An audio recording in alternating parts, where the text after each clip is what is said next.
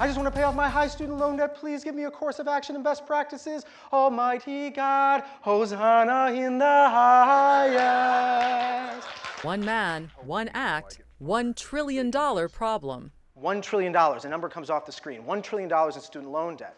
It's a big number. A number actor and activist Aaron Califato is trying to cut down to size with For Profit, a play recounting his journey through both sides of the student debt crisis. Tuition is going up and up and up and up, and the value of the degree is going down and down and down and down. All my student debt came up at one time, and so you're kind of looking at your expenses, you're looking at your bills, and I'm not able to pay it. His high student loan payments forced him to leave behind a budding acting career in New York and return home to Ohio, where he took a job that would inspire his one-man show. I took a job as an admissions advisor in a for-profit institution. I enrolled students. I put them into debt in order to pay off my own student loan debt. Through 1 hour and a cast of characters, Califato explores a system fueled by debt, dreams, and desperation.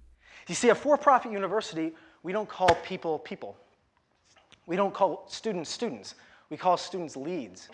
Hi, this is Aaron. I'm calling for for-profit university. Please, I don't want to be here. I'm getting a lot of pressure. Hey, how you doing? The lenders are calling me all the time to pay off my own student loans, and I have to put you in debt. A dramatic confession Califato hopes will act as an entry point for a broader discussion on student debt. Enrolled, $65,000 in student loan debt. Next. When the curtain drops on this performance at Kent State University, students are questioning the status quo. It's like, duh, you know, like, why do we have so much debt? It's definitely made me think, I wish that the government did more to help students with debt. I think that when people see a human face, a human experience, they are more likely to take action. Califato has been the face of student debt for more than 50 performances across 6 states. Now he's hoping to take his campaign national by encouraging others to go public with their stories. My name is Aaron Califato, and I have $62,000 in student loan debt. Working through Student Debt Crisis, a nonprofit he co-founded, Califato has launched Out With Student Debt, an online platform that invites anyone to upload their stories.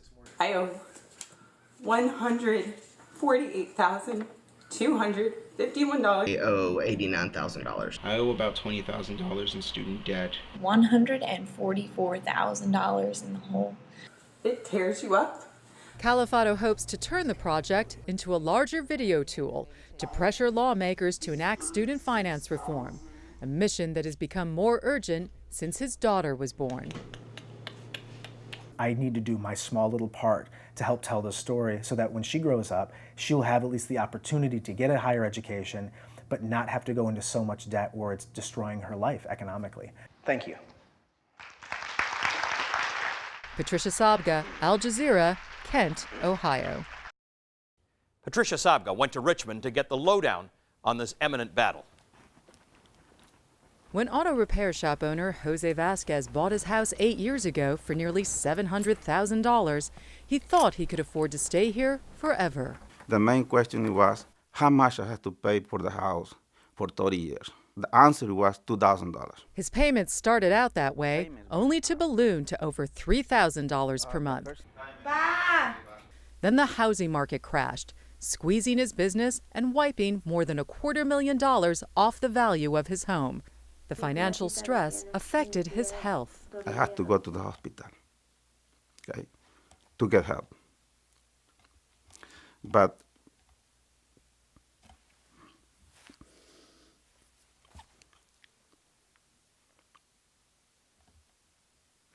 I'm sorry. He's tried to get the principal on his mortgage reduced to reflect what his house is worth now. But he can't, because he and millions of other Americans have mortgages that are locked in so-called private label securities, loans too risky for government guarantees that were bundled together and sold off in slices to lots of big investors. Getting a majority of those investors to agree to reduce the principal on a single mortgage is next to impossible. Many of these loans were subprime loans that were targeted at people of color, and we have a large people of color community in Richmond. So Richmond Mayor Gail McLaughlin is pursuing a radical plan to help homeowners like Vasquez, one that's ignited a legal battle with some of the nation's biggest banks and fund managers, pitting the rights of a struggling working-class community against the rights of investors. We are stepping in to make a fix that both the federal government and the bank and the mortgage industry and the banks have not been able to do, or they've either been unwilling or unable. The city offered to buy more than 600 private label mortgages at prices that reflect current home values, so homeowners can refinance with smaller loans, giving them equity in their houses and more money to spend in the community. The city called on the banks to sell the mortgages voluntarily. If they don't, Richmond has vowed to seize them through eminent domain, an unprecedented fix for a city where more than 40% of homeowners with mortgages owe more on their houses than they're currently worth. Keep people in their homes, reduce principal, free up more money to pump into the local economy? What's not to like about Richmond's plan? Well, according to the securities and banking industries, plenty. Wells Fargo and Deutsche Bank were the first to take the city and its advisors to court, arguing that the plan rests on buying mortgages at prices that are, quote, substantially less than the loan's actual value. Both banks declined our request for an interview, but their concerns are echoed by more than a dozen financial industry trade groups. The missing voice in this debate does seem to be the investor. Brian Reed is chief economist for the Investment Company Institute. We have nearly 55 million American families who are working and saving for retirement. We have another 24 million American families who have at one or more retirees.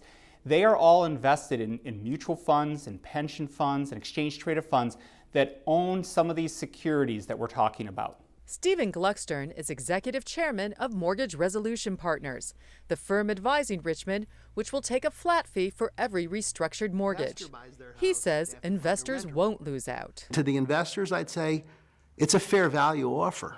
You're going to receive cash in lieu of a piece of paper. By the way, primarily likely a toxic piece of paper, and you can get cash today. And so you'll be better off having a liquid return of your capital so you can redeploy it in other things. The lawsuit also claims the plan could restrict mortgage financing to the city and potentially harm, quote, the entire U.S. mortgage industry if other cities follow Richmond's lead.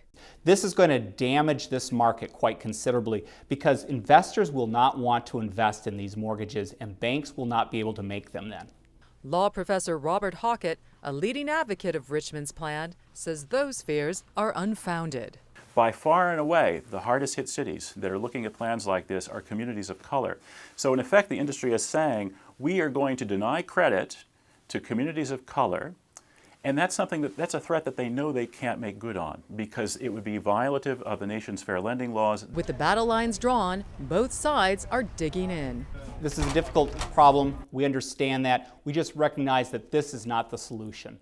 I've asked them what is their solution, and they have none. And until one side claims victory, homeowners like Jose Vasquez try to hang on. I love so much my house. I don't want to leave from here. Patricia Sabga, Al Jazeera.